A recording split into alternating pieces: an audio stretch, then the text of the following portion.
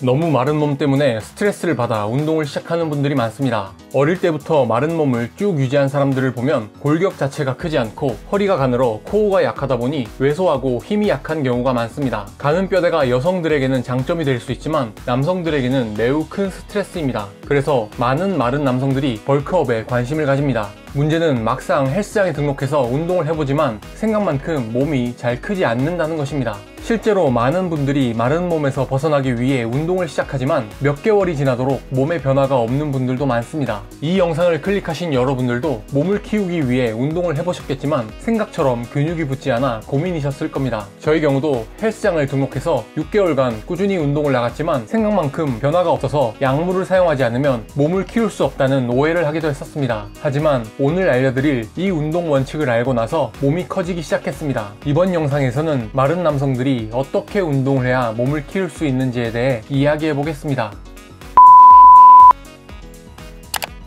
태생적으로 마른 분들은 골격이 크고 뼈대가 굵은 남성을 부러워합니다. 골격이 큰 사람들은 운동을 하지 않아도 어깨가 넓고 남자다워 보이는 경우가 많기 때문입니다. 게다가 태생적으로 골격이 크면 코어통이 넓어 힘이 좋기 때문에 다루는 중량도 빠르게 올라갑니다. 그러다 보니 똑같이 운동을 시작해도 금방 몸이 커집니다. 먹는 것도 더 잘 먹고 더 많이 먹을 수 있어 여러모로 몸을 키우는 데 유리한 점이 있습니다. 하지만 뼈대가 가늘고 마르게 타고난 것이 마냥 불리한 조건은 아닙니다. 골격이 크고 덩치가 큰 사람을 굳이 부러워할 필요가 없습니다. 앞서 이야기했듯 마른 사람은 코어통이 작아 허리가 가늘고 골반도 넓지 않을 가능성이 큽니다. 이러한 신체적인 특징은 상체 운동을 통해 어깨가 넓어지면 역삼각형의 쉐입이 나올 가능성이 큽니다. 어깨가 넓어 보인다는 것은 허리 굵기 대비 어깨 너비를 시각적으로 인지하는 것이기 때문에 허리가 가는 사람들은 어깨를 조금만 넓혀도 큰 효과를 볼 수 있습니다. 그래서 마른 사람들은 꼭 웨이트를 해야 합니다. 역삼각형의 쉐입이 또렷하게 나오는 피지크 선수들을 보면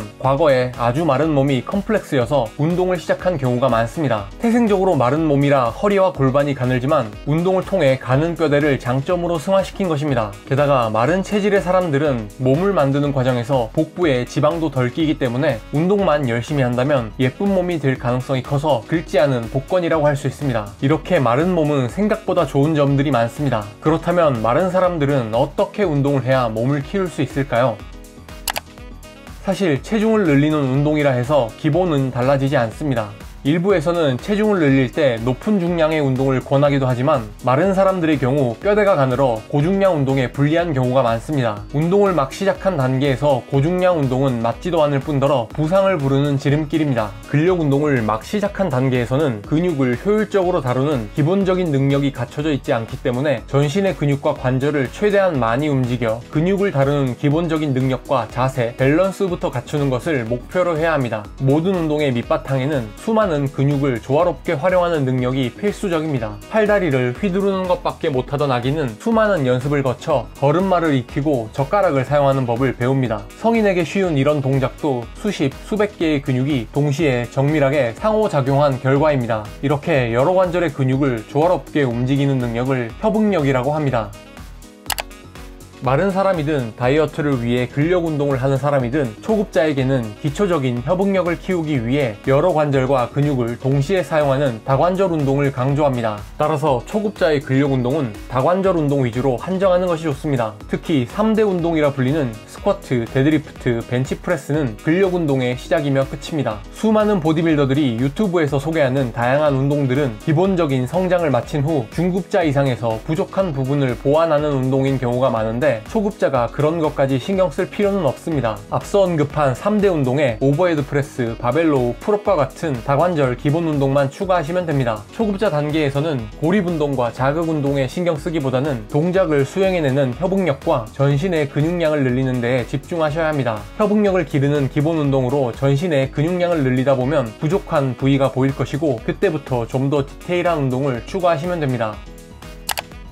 마른 사람들은 기초 스태미너가 약하기 때문에 몸을 키우는 근력 운동은 본 운동 50분에서 60분 이내로 끝내야 합니다. 오래 끌면 스태미너 소모가 많아 근성장에 도리어 불리할 수 있습니다. 물론 짧은 만큼 최대한 고강도로 뽑아내야 합니다. 반복수를 높이거나 휴식 시간을 줄이거나 기본 자세를 갖췄다면 중량을 높여야지 운동 총 시간을 늘릴 필요는 없습니다. 우선 주 4회에서 5회 무분할로 스쿼트, 데드리프트, 벤치프레스 이 3가지 운동만 자세가 익숙해질 때까지 낮은 중량으로 연습하시는 것도 괜찮습니다. 만약 빈봉조차 들기 힘들다면 맨몸 스쿼트, 푸시업과 같은 맨몸 운동을 최소 20개씩 5세트 할 체력부터 기르시고 레그 프레스, 랩풀다운, 시티 드로우, 체스트 프레스 머신으로 어느 정도 감을 잡은 다음 바벨 운동으로 넘어가시면 됩니다. 하지만 머신으로만 계속 운동을 하는 것은 추천드리지 않습니다. 그 이유는 앞에서 언급한 것처럼 전신의 협응근을 사용하여 근육량을 늘리는 최고의 운동이 3대 운동을 포함한 기본 바벨 운동들이기 때문입니다.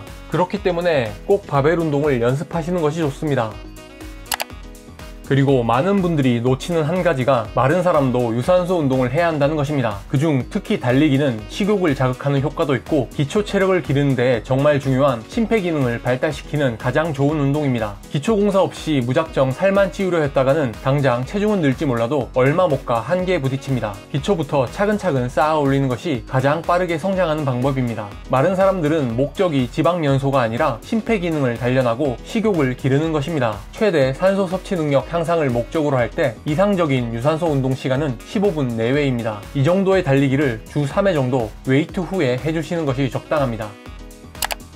벌크업을 위해 가장 중요한 것은 식단과 운동입니다. 점진적으로 운동의 강도를 올리고 먹는 양을 조금씩 늘려가는 것이 무엇보다 중요합니다. 그런데 이 과정을 짧은 시간 안에 달성하려다 보니 많은 문제가 발생합니다. 조급한 마음에 억지로 먹는 양을 늘려서 며칠 먹어보다가 힘들어서 포기하거나 많이 먹는 습관을 들이더라도 마음처럼 소화 기능이 따라주지 않아 힘들게 먹은 음식을 설사로 내보내기도 합니다. 또한 먹는 양이 늘어난 만큼 강도 높은 운동을 해야 한다는 이야기를 듣고 무리하게 중량을 올리다 부상을 당해 벌크업을 포기합니다. 그리고는 의지가 약한 자신을 탓하기도 합니다. 하지만 이건 의지의 문제가 아닙니다. 천천히 낮은 강도로 시작해도 괜찮습니다. 우선 습관을 만드는 것이 가장 중요하고 점차 강도를 올려나가면 됩니다. 전혀 마음을 급하게 먹을 필요가 없습니다. 인스타나 유튜브에 올라오는 몸 좋은 재능충들과 비교하면서 자신감을 잃어 운동을 그만두는 분들도 많습니다. 어차피 나는 저렇게 안 될 거라고 생각하면서요.